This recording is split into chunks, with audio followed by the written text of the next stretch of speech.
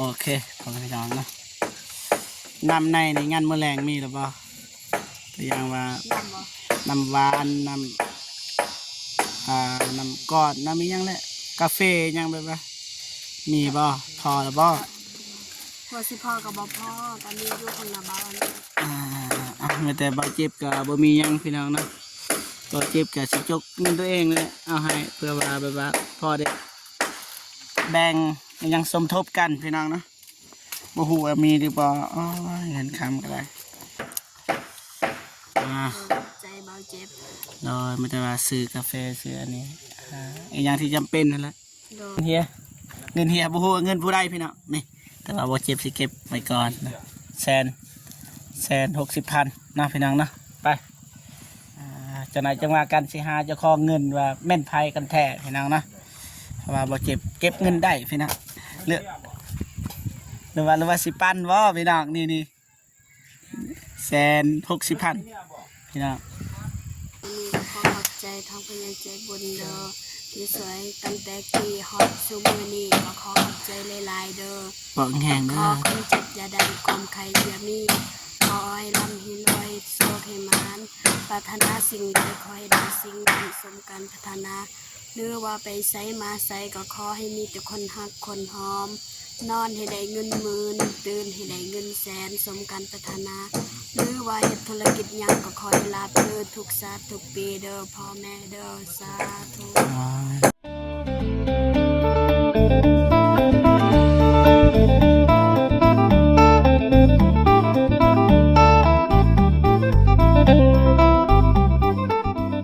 โอเคพ่อแม่พี่น้องเนาะหลังจากเบาเจ็บมาจากมาหาน้องเดิมพี่น้องเนาะก็เลยมาแวะหาน้องซาลีคือเก่าเพราะว่าเพื่อนซานกับบ่ทันสำเร็จพี่น้องเนาะวันนี้ก็มาอัปเดตให้พี่ให้น้องได้เบิ่งนำกันนะกับทีมงานเพราะว่าทีมงานตอนนี้ก็มีไอ้อนงเบาตูนนะกับเบาเจ็บพี่น้องเนาะมาอัปเดตคือเก่าพี่น้องเนาะนี่เรียบร้อยพี่น้องเนาะตั้งเสาเป็นที่ห้อยพี่น้องเนาะเป็นยังไงไปเบิ่งไปชมกันเลยพี่น้องเนาะไปมาไปหาน้องซาลีกันเลยพี่น้องนะสบายดีโดยสบายดีเบาเจ็บโดยสบายดีผู้ใหญ่ใจบุญและ FC ทุกท่านหรือว่าอยู่ในลาวและไทยและต่างประเทศก็ขอสวัสดีสบายดีเด้อเบิร์ดสุขคนโอเคงามตีงาม ใหญ่บ่ใหญ่ใหญ่หลายพี่น้องนะใหญ่นี่12 เสาพี่น้องนะโมเดิร์นคือเก่าดีใจบ่ดีใจมือแรงงั้นบ่งั้นมียังเนี่ยมือแรงเนี่ยโอ้โหคือกันงั้นยังเนาะเรายาปลาแปลงมีเบิดละโอ้โหตามผู้ใหญ่งั้นงั้นปกติตัวอย่างว่าบ่งั้นได้บ่บ่ฮู้อะไรบ่ฮู้โดยงั้นนะโดยแต่สิไปถามไม่เท่าเนาะไม่เท่าหรือพ่อเท่านั่งอยู่เทิงพี่น้องเนาะสิถามเรื่องเราว่าเป็นอย่างไรสิงานอย่างไรใส่เงินจังไรนะ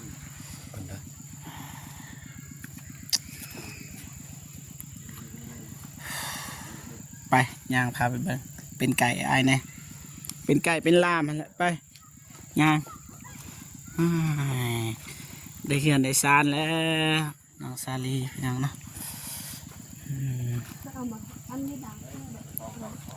เงินเฮียบ่ฮู้เงินผู้ใดพี่น้องนี่แต่ว่าบ่เจ็บสิเก็บไว้ก่อนนะ160,000นะพี่น้องนะไปมาว่ากันพ่อแม่พี่น้องก็เห็นนำกันพี่น้องนะเงินเฮียจังไดก็เจ้าหน่อยสีถามเจ้าหน่อยจังว่ากันสิหาเจ้าของเงินว่าแม่นไผกันแท้พี่น้องนะเพราะว่าบ่เจ็บเก็บเงินได้พี่น้องหรือว่าสิปันบ่พี่น้องนี่160,000พี่น้องปลาพี่น้องใหญ่บ่คิดบ่ฟันว่าน้องสิได้ใหญ่ปานนี้นะพี่น้องเนาะ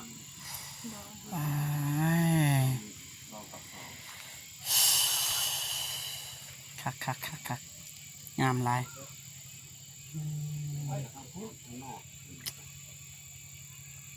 ไปย่างพาไอ้ย่างเลยย่างเบิ่งแล้วเขาไปทุกซอกทุกมุมนะพี่น้องเนาะตั้งแต่เช้าเพิ่นบ่ โดย เพราะว่าอ้ายก็บ่ได้มาข้าไปหาน้องเดิมเพราะว่าน้องเดิมก็บ่สบายแน่ก็เลยไปเบิ่งน้องเดิมก่อนเพราะว่าเฮาก็ฝากนำบ่าวอนงบ่าวตูนทีมงานนั่นแหละพอจิบไปก็อัปเดตน้องเดิมแล้วพี่น้องนะก็เลยบ่ได้มานะนี่สร้างรามสบายดีสบายดีเด้ออ้ายเด้อทางนั้นเด้อเด้อสู้ๆเด้ออืม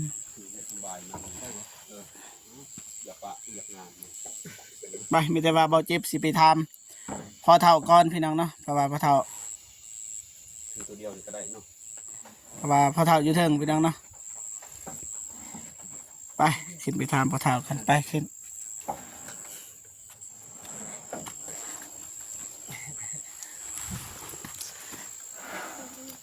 โอเค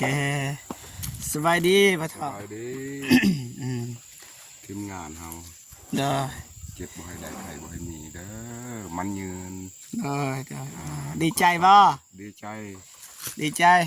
ดีใจ จะได้มื้อแรงนี่อยากรู้ว่า เมื่อแรงนี่ พอเท่าสิงั้นบ่ งั้นนะ งั้นนี่เอาหยังในกินมื้อแรงนี่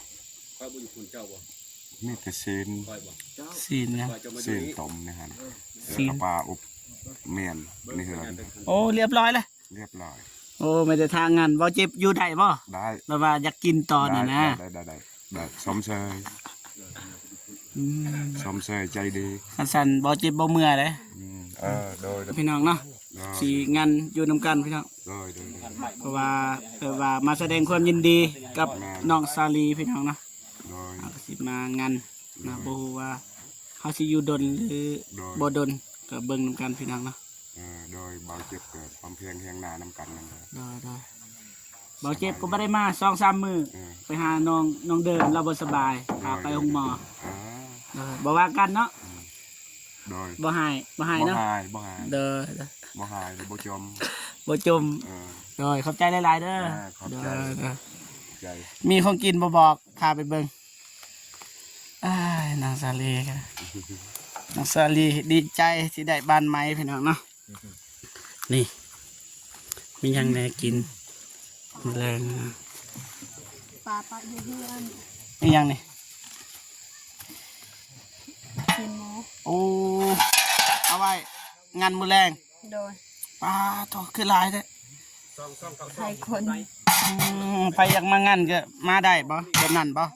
หรือว่าเชิญ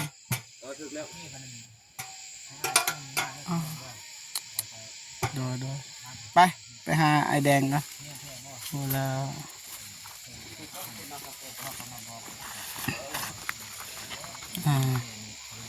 สบายดีบ่ตูนสบายดีเด้อมาเจอกันโดนเนาะ2 วัน 3 วันนี่แหละพี่น้องเนาะไปห้องหมอกันไปเจอสบายดีบ่นุ่งสบายดีเด้อไอแดงเด้อ สบายดี ได้คุยหยังกัน เดี๋ยวนี้หมู่บ้านเดี๋ยวหมู่มาเท่านี้ไล่ไล่ตอกใส่กันเบิ่งว่ามันบ่พอเท่าไรไล่ไม่ปรึกษาใหม่พี่น้องเอ้ยใหม่บ่ทันพ่องบยังบ่ทันพ่อเนาะเดินว่าต้องปรึกษาใหม่นี่ก่อนว่าตกหมดเท่าไรเนาะถึงลูกต่างลูกหยัง แล้วก็ไม่แป้นรวมหมดจะไล่ตัวพี่น้องเอ้ยเนาะมูลค่าก็แต่ว่าเขาก็สิแจ้งอีพีใหม่ยังไงเพื่อให้มันแรกว่าพอพ้นนี่แหละเนาะเร่งพ้นนั่นแหละย่านพ้นเพียงไรเนาะมันไม่ได้ย่านแหละแล้วดูพ้นมันก็ต้องถือแหละบัดแต่ว่าเขาก็เห็ดมันให้มันทวงมันทันเพียงไรเนาะสีมุ่งยังเนี่ยยังลายยางพี่น้อง ได้ โอ้สองสังสีเมื่อยสวัสดีก็จนเป็น อยากถามความรู้สึกของอายนะรู้สึกจังไดที่แบบว่ามาเฮ็ดบ้านให้น้องซาลี ความรู้สึก ความรู้สึกวะมันก็ดีใจอยู่ เพราะว่าเฮาก็ ว่า ได้ ต่อ ไอ้แดงเพิ่นเว้าเบิ่งพี่น้องเนาะความรู้ ไอ้ สึก แดงก็รู้สึกจังไดแบบว่า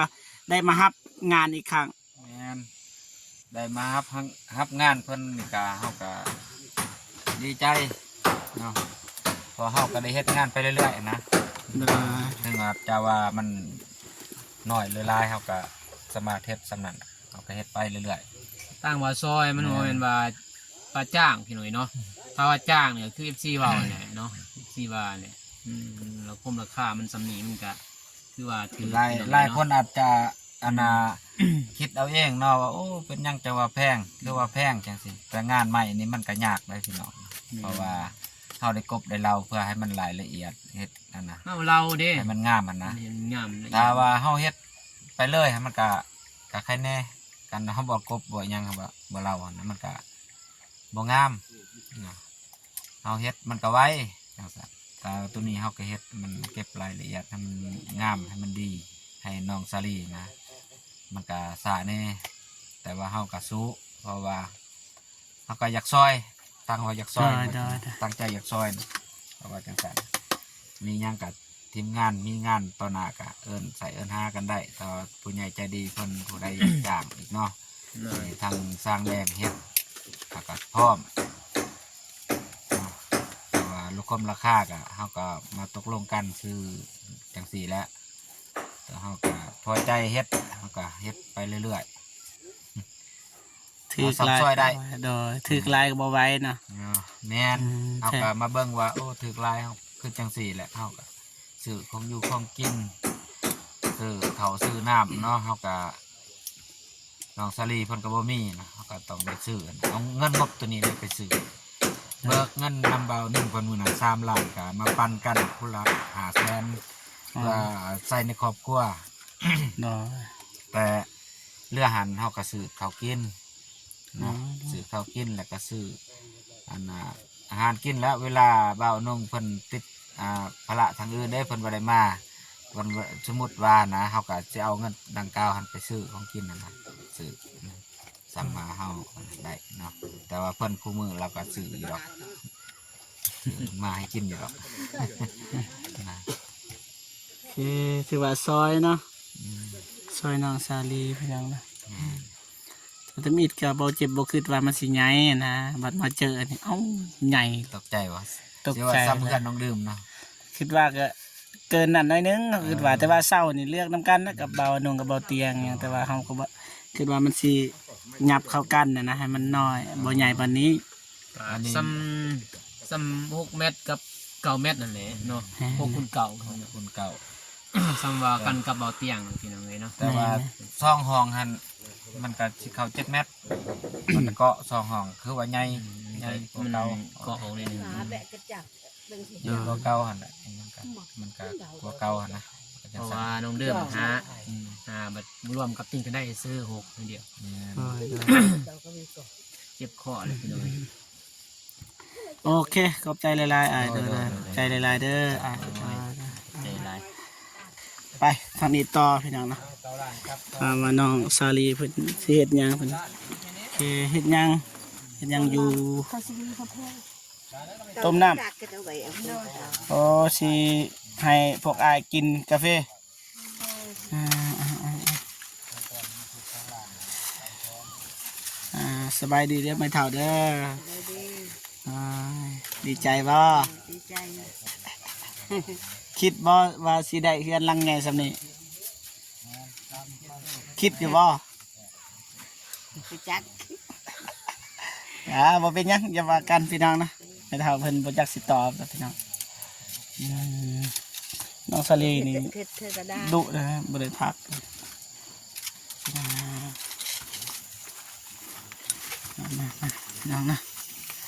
ติดตามให้เจอพี่น้องนะ ก็เลยบะเอวติกวีอีตาม ได้แล้ว แย่ยินเสียหายมา ไอ้สิซอย จะลอง จะหน่อยน้องเดิมอกหักแล้วซอยน้องสลีนี่ก็ได้บ่ว่ากันพี่น้องเนาะ แย่เนี่ยไอ้ตัว ตามนั้นเลยอาหารก็เอาของพ่อเอาไปเพิ่มมันก็น้ำอะไรใหญ่ก็เหินก็ถึงเนี่ยมันไม่เป็น ได้แล้วยังโอเค มันใหญ่ยิ่งเคยดัง ได้แล้วสนั่นน้องมาซีอันนั้นเองครับ ทำยิ่งใหญ่ยิ่งใหญ่ยิ่งจ่ายอะไรเป็นเงิน หายแดงเป็นก้อนพี่น้องนะทำไปทำมาพี่น้องกลับไปกลับมาพี่น้องนะโอเคไอ้นอนหนีบบ่ เจ้านอนนี่แหละ อ๋อจักมือเลยจักคืนเลย สี่ สี่ คื คื น นแล้ว มาแรงนี่ อ่าแมลงก็สิม้วนน้ำอยู่แล้วม้วนน้ำนี่จุที่เข้ามางาน เพิ่นก็มาฉลองกันใหม่เนาะเพราะว่าย่อเลยตามเหตุตามคลองเพิ่นคือจังสันน้องซาลีก็คือสิม่วนนำนี่แหละ บางทีเบาเจ็บก็สิอยู่น้ เจ้าโอเคโอ้ยสิม่วนนำกันกันนะ ำปอกจากใดนะ อ้าว ดนแล้วบ่เคยนั่นจักลองพี่น้องนะก็อย่าว่ากันพี่น้องนะแสดงว่าไอ้นอนอยู่นี่เนาะ แม่น ซ้ำซาเฮือนแล้วหรือว่าจังใด ทำซาเฮือนแล้วพุ่นแหละ โอ้ สิกลับไปกลับมาครับกลับมันไกล อ๋อก็ดนเมื่อเท่อนึง แม่ ประมาณนั้นนะคันสิเที่ยวไปเที่ยวมาก็บ่ไหวเนาะ เจ้ากันเที่ยวไปเที่ยวมาก็ ได้ ต้องสิเที่ยวนี่ก็น้ำมันรถนี่2 มื้อ50,000 2 มื้อ50,000ได้เบา ได้โอเคอ้ายขอบใจหลายๆโดยบ่กวนละโดยอ้ายเป็นคาเวียร์พี่น้องเนาะโอเค ประมาณนี้พี่น้องโอเคผมพี่น้องเนาะน้ำในงานมื้อแรงมีหรือเปล่าตัวอย่างว่า น้ำบ่ น้ำหวานน้ำกอดน้ำมีหยังแหละกาแฟหยังแบบว่ามีบ่พอหรือบ่ พอสิพ่อกับบ่พ่อตอนนี้อยู่คนละบ้าน ไม่แต่บ่เจ็บก็บ่มีหยังพี่น้องนะบ่เจ็บก็สิจกเงินตัวเองเลยเอาให้เพื่อว่าแบบว่าพอได้แบ่งหยังสมทบกันพี่น้องนะบ่ฮู้ว่ามีหรือบ่อ๋อเงินคำก็ได้รอถากเลยใจเย็น เลย ๆอย่าหายเลยหายบ่เจ็บบ่ได้เลยแน่พี่น้องแน่บ่เห็นโอเคใจเบาเจ็บ โดยไม่ได้ว่าซื้อกาแฟซื้ออันนี้อีกอย่างที่จำเป็นนั่นแหละ โดย ให้คนที่แบบว่ามายกเสาอ๋อพอได้สมทบกันพี่น้องเนาะโอเค โดย ประมาณนี้พี่น้องเนาะพร้อมหน้าพร้อมตาพ่อแม่พี่น้องเนาะมีแต่ว่าเบาเจ็บยังให้น้องซาลีขอบอกขอบใจแล้วก็ขอบุญขอบคุณผู้ใหญ่ใจดีแบบว่าซอยเรือและเฮ็ดบ้านให้น้อง โดย ได้ โดยมีขอขอบใจทางพญาใจบุญเด้อที่สวยตั้งแต่กี่ฮอตซูมือนี้ก็ขอขอบใจหลายๆเด้อ บอกแห้ง ข เด้ อ อ ความเจ็บอย่าได้ความใครอย่ามีขอให้ลำหินลอยโซให้มานปรารถนาสิ่งใดขอให้ได้สิ่งนั้นสมกันพัฒนาหรือว่าไปไสมาไสก็ขอให้มีแต่คนฮักคนหอม นอนให้ได้เงินหมื่นตื่นให้ได้เงินแสนสมกันพัฒนาหรือว่าเฮ็ดธุรกิจหยังก็ขอให้ราบรื่นทุกชาติทุกปีเด้อพ่อแม่เด้อสาธุ เอาพอเท่าอวยพรให้แน่ ยอม ยอมเลย ยอมปักเกินบ่เป็น บ่เป็นหยัง บ่เป็น บ่ว่ากัน ทันเดเลย โอเคอ่ะพอเจ็บก็รู้สึกว่าดีใจแทนน้องซาลีแล้วก็ครอบครัวของน้องซาลีพี่น้องเนาะบ่คิดบ่ฝันว่าเฮาสิได้ใหญ่ปานนี้พี่น้องเนาะบิดก็ช่วงนั้นก็ห่างหายพี่น้องแต่ว่าช่วงนี้ก็มาอีกครั้งพี่น้องเนาะแต่ว่ามาดีเลยทีเดียวพี่น้องเนาะมาแบบใหญ่โตอลังการเลยเทียบใส่บ้านน้องซาลีบ้านเก่าพี่น้องเนาะจะได้ก็ขอบคุณกับคุณนะผู้ใหญ่ใจดีที่เมตตาสงสารครอบครัวของน้องซาลีนะจะได้ก็ขอให้พ่อแม่พี่น้องจงมีแต่ความสุขสุขภาพแข็งแรงประสบผลสำเร็จในหน้าที่การงานไปที่ใดก็ขอให้ปลอดภัยให้อายุมันคนยืนเด้อเบิดสุขุสุขคนเนาะอาสาธุ ใจชาธุ คลิปนี้เราเจ็บกับสิจบคลิปอยู่วันนี้เลยเนาะเอาไว้เจอกันคลิปหน้าสำหรับคลิปนี้ขอกล่าวคำว่าสบายดีเด้อโอเคบ๊ายบาย